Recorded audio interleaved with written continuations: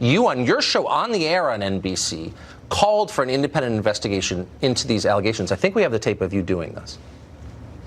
But there is a question about whether there should be an outside investigator to take a hard look at this. You know, between the investigation NBC did internally on Matt Lauer to now this, you know, there's the question of the faith and confidence of the public in the reporting of NBC on matters involving itself. And it's, to me, as a lawyer, it's just always better if you just send it outside, and then people can have more faith in it. And if there's nothing to hide, you have no worries about it. You know, you have nothing to worry about.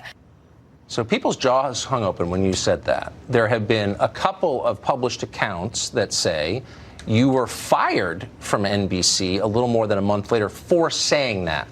With that in mind, without even having you comment on it, I want to get your response to something that an anchor at MSNBC did 2 nights ago. Chris Hayes addressed the credibility of the president of NBC News directly on his show. He said this.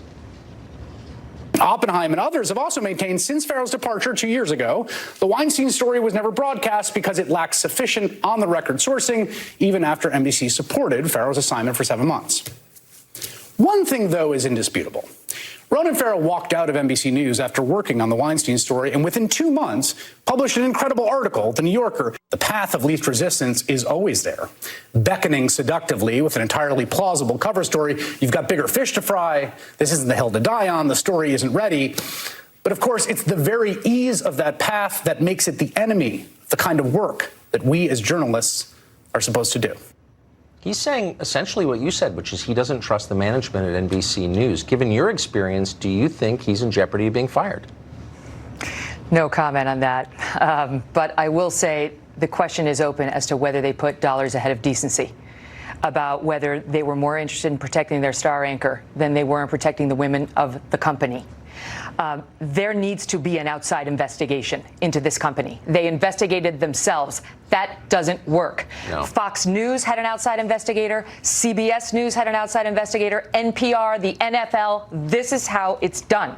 You get somebody on the outside who can be trusted. What happened here is you've got Noah Oppenheim, who now they're pulling his college writings where he said women love to be preyed on. Apparently he thinks women love to be preyed upon. Okay, now Noah has said, I deeply regret that, and I'm sorry for what I wrote in college. And people do write dumb-ass things in college. Of course. And say dumb things, trust me.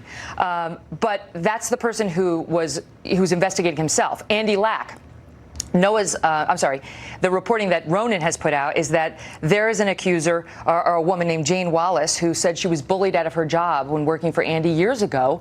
She had a consensual affair with him, but then she says she was retaliated against. And she says he relentlessly preyed on female underlings. If these are the people overseeing the investigation into NBC, right? They had Kim Harris, the general counsel, do the investigation.